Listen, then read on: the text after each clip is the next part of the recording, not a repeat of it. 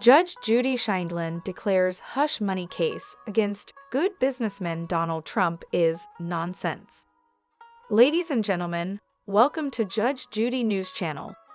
Hi, it's good to see you all here again. In today's video, I will show you main topic. Let's start. Judge Judy, whose real name is Judy Scheindlin, is of the opinion that the hush money trial involving Donald Trump should not have taken place. It's quite a stretch to determine what the actual crime was. Bragg has an aversion to him, and New York City has had its share of discontent towards him.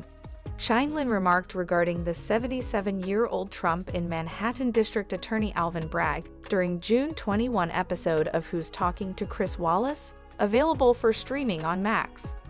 As a property owner in Manhattan, I would prefer that New York County's district attorney focus on the criminals making it difficult for residents to freely walk on the streets and use the subway, instead of spending $5 million or $10 million of taxpayer funds pursuing this frivolous case against Donald Trump, the judge added.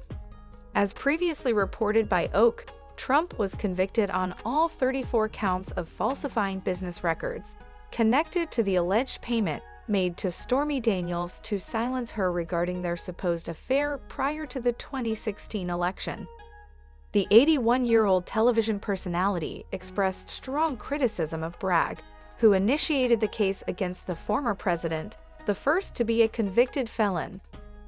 As a taxpayer in this country, I am frustrated by the misuse of the legal system for personal gain, Scheindlin stated regarding Bragg.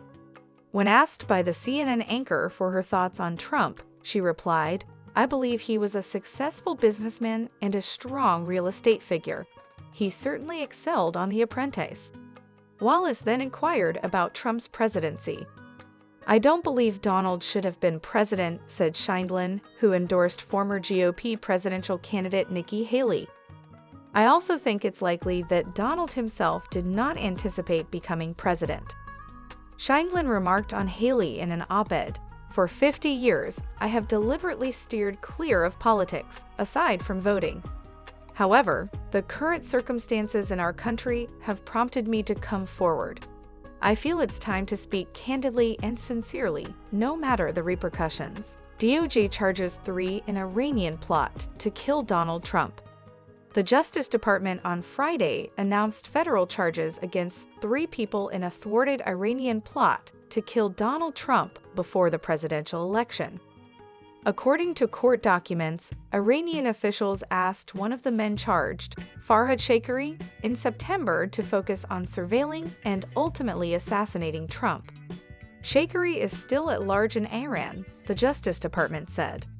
This is a newly disclosed plot and marks yet another alleged attempt on Trump's life by the Iranian regime.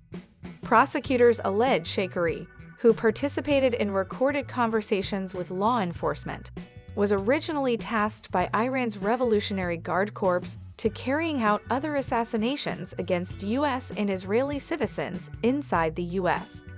But IRGC officials told Shakari on October 7 to focus only on Trump, court documents say, and that he had 7 days to formulate an assassination plan.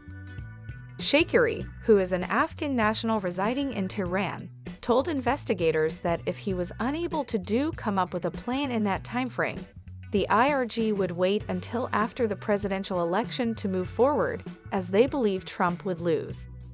The 2 other individuals charged, Carlisle Rivera and Jonathan Lodholt, who are American citizens, were arrested in New York and are accused of helping the Iranian government surveil a separate U.S. citizen of Iranian origin. They made their initial appearance in court on Thursday, the Justice Department said, and are being detained pending trial. Attorney General Merrick Garland and FBI Director Christopher Wray, in statements released Friday, denounced the continued threats from the Iranian government against individuals in the United States. There are few actors in the world that pose as grave a threat to the national security of the United States as does Iran, Garland said. The Justice Department has charged an asset of the Iranian regime, who was tasked by the regime to direct a network of criminal associates to further Iran's assassination plots against its targets, including President-elect Donald Trump. The U.S. government has repeatedly raised concerns that Iran may try to retaliate for a 2020 U.S. drone strike that killed Gen Qasem Soleimani, a top general in the IRGC, by trying to kill Trump, who ordered the strike, or his former advisors. In a series of 5 interviews with the FBI, Shekari said that he met a senior member of the IRG through his work in the Iranian oil and fuel business. When the official learned Shekari had previously lived in New York, he asked for help investigating individuals in the United States. Shekari said he met with the official more than a dozen times in meetings at different restaurants.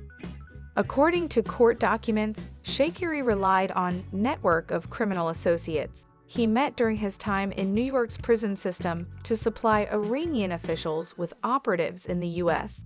and to help run surveillance and plot assassinations on their behalf. Shekari would pay these criminal associates, like his 2 co-conspirators, to monitor the victims Iranian officials sought to assassinate, according to court documents. 2 of the cases described align with that of Iranian-American journalist and political activist Masih Alinejad. Alinejad has been the target of several assassination plots, according to the Justice Department. The 2 defendants allegedly monitored Alinejad at a speaking event earlier this year, as well as at her home in New York.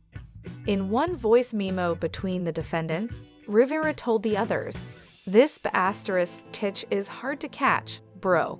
And because she hard to catch, there ain't gonna be no simple pull-up, unless there's the luck of the draw.